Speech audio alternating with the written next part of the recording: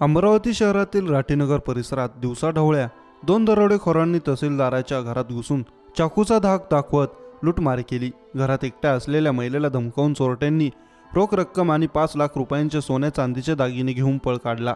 या घटनेनंतर अमरावती शहरातील राठीनगर येथे खळबळ उडाली आहे। सरकार आणि प्रशासनाच्या वतीने जनगणना सुरू झाली आहे। याबाबतची माहिती गोळा करण्यासाठी आलो आहोत असं सांगून दोन दरोडेखोर तहसीलदाराच्या घरात घुसले।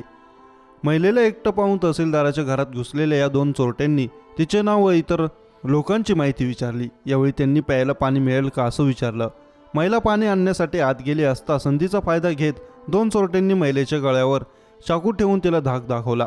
दरोडेखोरांनी महिलेला घरातील सर्व रोख रक्कम आणि सोने चांदीचे दागिने बाहेर काढण्यास सांगितले।